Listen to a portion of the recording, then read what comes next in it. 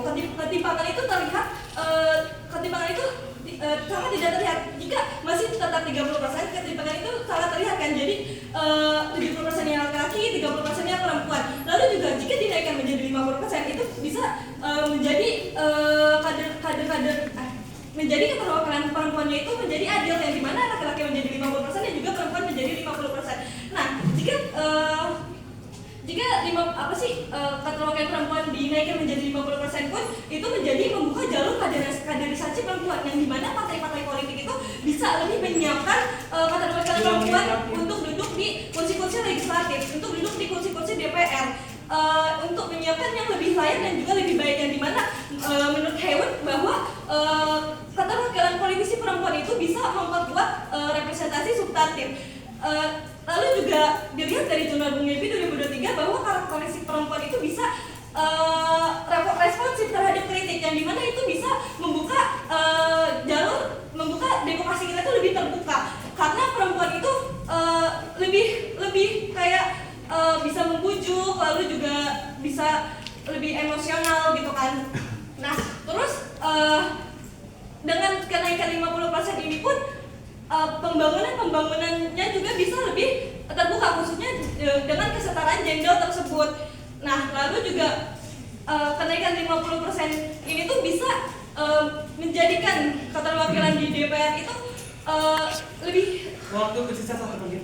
lebih adil dan juga lebih banyak, yang dimana ada dari jurnal Bung Yepi 2022 tentang eksistensi perempuan di dalam partai politik. Nah, itu tuh bisa kita lihat bahwa perempuan itu tuh masih bersifat normatif, kayak cuma untuk memenuhi kebutuhan si 30% itu. Terus juga 30% itu. Nah, keterwakilan perempuan itu tuh jadinya kayak mungkin karena 30% itu perempuan jadi kayak takut kali ya, jadi ciut untuk menyalurkan hak-hak mereka untuk bersuara, hak mereka untuk menyalurkan apa yang mereka inginkan, hak mereka untuk membuat kebijakan-kebijakan. Jadi jika misalnya dinaikkan menjadi 50% itu, perempuan itu akan lebih berani karena kesetaraan di dalam keterwakilan yang ada di kursi legislatif tersebut. Waktu habis. Oke, Assalamualaikum warahmatullahi wabarakatuh. Perkenalkan, nama saya Ahmad Yanda dengan 3 digit akhir 136. Jadi di sini saya menentang keras untuk mosi yang dibawakan, yaitu dengan adanya lonjakan drastis sebesar 50% pada kuota politisi perempuan dalam keterwakilan DPR yang melahirkan kebijakan kesetaraan gender. Yang pertama, mosi ini didasari oleh adanya kekeliruan gitu, karena dengan adanya lonjakan secara drastis itu akan menghambat dan juga melahirkan yang namanya sistem yang substantif gitu, kebijakan yang substantif. Nih, dari data WFD aja, itu memang keterwakilan perempuan sebesar 21,9% yang awalnya sebesar 8,8% pada tahun 1999. Namun dengan adanya lonjakan tersebut, itu tuh bisa melahirkan bahwa perempuan-perempuan ini akan berada di kesetaraan kursi parlemen yang tidak merata gitu, karena nanti ada lonjakan yang menyatakan bahwa parlemen di perempuan ini akan duduk di kursi-kursi yang membahas soal isu perempuan, misalkan dari pelayanan dan juga pelayanan kesehatan dan juga keamanan. Sehingga kalau misalkan lonjakan dari 50% ini menaik secara drastis, itu akan tanpa adanya sistem yang tidak merata gitu, itu akan malah menghambat yang namanya kesetaraan gender dalam jangka panjang. Yang kedua itu solusi yang ditawarkan bukan hanya soal kenaikan sebesar 50% tadi, tetapi juga lebih mengarah kepada sistemnya gitu, dari yang lebih tertata dan juga memiliki keterwakilan yang lebih merata. Itu juga data yang saya ambil dari KPU Papua Pegunungan, itu menyatakan bahwa kenaikan secara drastis ini justru melahirkan perempuan dalam politik itu menduduki kursi parlemen yang tidak merata dan lemahnya pembagian kekuasaan yang didominasi gitu. Nah, jadi pada kesimpulannya tim kontra 2 tidak setuju dengan adanya mosi karena itu sangat bertentangan, dan lonjakan sebesar 50% itu sangat tidak terarah gitu, tidak adanya pembagian secara merata. seperti tadi dari data Science Direct aja menyatakan bahwa tanpa adanya dukungan sistem yang benar gitu dibalik dari kuota yang dinaikkan tadi, itu akan menghambat dan juga akan melahirkan kebijakan yang substantif, dan juga justru yang tadinya ada kebijakan untuk melahirkan kesetaraan gender itu malah menghambat dalam jangka waktu panjang seperti itu. Waktu terus berjalan. Nah, itu juga bisa kita simpulkan bahwa mosi pada hari ini yang memberikan kesan 50% dinaikkan dalam politik perempuan itu sangat keliru dan bukan menjadi solusi utama gitu, karena masih ada tindakan lain dari sistem yang berjalan di belakangnya seperti itu. Terima kasih. Oke, selanjutnya tim 03. Masih bahwa perempuan menjamin kebijakan pro gender itu realisasikan, dan itu diperkuat oleh studi Ramdhani di mana di Indonesia di DPR dan DPRD bahwa kebijakan kuota perempuan 30% aja itu nggak menjamin kebijakan pro gender. Interupsi. Selama ini kan kita sudah tahu ya bahwa ditetapkan oleh Undang-Undang Nomor 8 tahun 2010 bahwa Indonesia itu menetapkan persentase keterwakilan perempuan itu sebesar 30%. Tadi saudara Isna ini menyebutkan bahwasannya keterlibatan perempuan itu tidak menjamin kebijakan-kebijakannya akan bagus gitu. Tapi di sini dari data tersebut pada kompas.com menunjukkan bahwa memang kuota ini dijamin oleh undang-undang, tetapi pengimplementasiannya terhambat. Mengapa? Karena dari situ bisa kita lihat bahwasannya dari data kompas.com pada tahun pemilu 2024 itu menunjukkan kuota tersebut.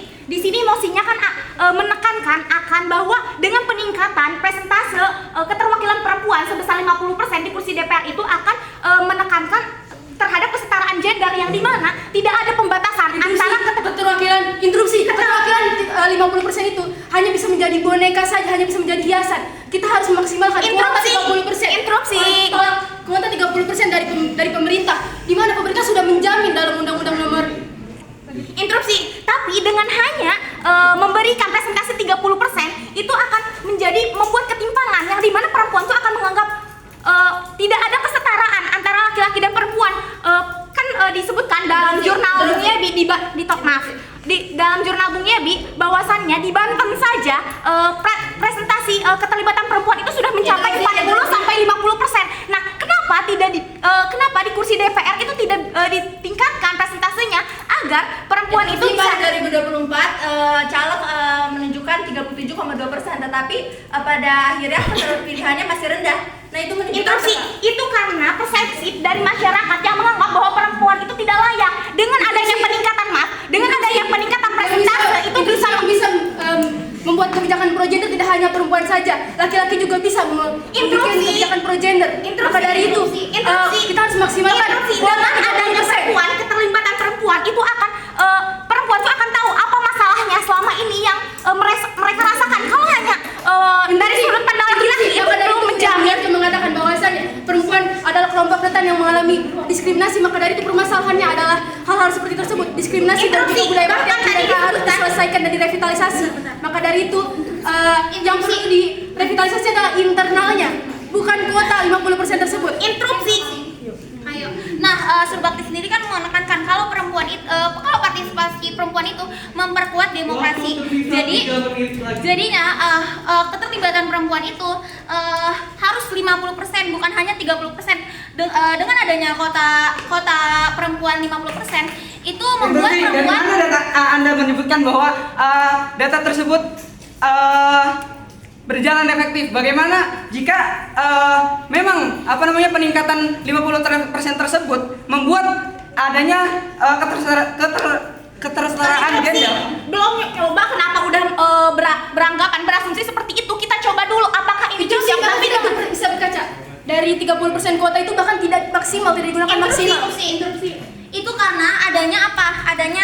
Adanya contohnya adanya namanya interupsi. Jika ditingkatkan menjadi 50%, maka bisa saja terjadi nepotisme atau yang duduk di kursi legislatif bisa saja yang ada bagus untuk perempuan. Kenapa? Karena perempuan gak dianggap lemah lagi. Karena masih banyak masyarakat yang beranggapan kalau perempuan itu tidak bisa terjun dalam politik, ya kan? Terus juga perempuan itu dianggap lemah karena perempuan itu dianggap lemah karena perempuan itu hanya bisa di dapur saja seperti itu. Terus kayak keuntungannya Waktu banyak, tersisa terus apa sih 2 namanya menit kayak terakhir. kesehatan, terus kayak kebijakan-kebijakan tentang kesehatan dan kesetaraan gender bakal itu karena perempuan itu punya perasa yang lebih dalam daripada laki-laki. Lihat aja sekarang pemimpin-pemimpin yang di Indonesia yang banyaknya laki-laki, ada nggak kayak terus sih terkait kesehatan dan juga kebijakan gender, tidak hanya perempuan yang bisa mengeluarkan kebijakan seperti itu, laki-laki juga bisa. Maka dari itu negara telah mengeluarkan itu adalah maka dari itu negara telah mengeluarkan kebijakan 30% tidak hanya semata-mata tetapi melalui kajian-kajian dan riset-riset yang mendalam. Maka dari itu interupsi kita bisa dengan membaca. menaikkan presentase 50% itu akan membuat perempuan itu semakin yakin bahwa mereka itu dianggap, kan selama ini yang selalu mendapatkan diskriminasi itu adalah perempuan. Dengan keterlibatan perempuan, keterlibatan perempuan dalam politik, mereka tuh akan tahu apa permasalahannya selama ini. Dengan itu bisa membuat kebijakan yang emang berbasis pada kesetaraan gender. Interupsi, memang kalau misalkan kuotanya dinaikkan menjadi 50%, dari 30% saja tidak mencukupi dari data tersebut, dari data Pada Kompas. masa reformasi, keterlibatan perempuan itu bagus. Terus disebutkan oleh Bung Yebi bahwasannya keterlibatan perempuan di Provinsi Banten saja sudah meningkat. Tandanya bahwa perempuan itu mampu dan layak untuk menjadi seorang pemimpin. Di Rwanda, negara Rwanda, keterlibatan perempuan itu sudah mencapai 60% dan itu tuh memenuhi sepenuhnya dengan kesadaran. Dibandingkan dinaikkan menjadi 50%, lebih baik kita memperbaiki 30% ini, memaksimalkannya. Karena seperti yang kita lihat, kita saja sekarang belum mencapai 30% itu. Data menunjukkan bahwa hanya mencapai 27,2%. Interupsi, selama ini yang bermasalah itu bukan masalah presentasi.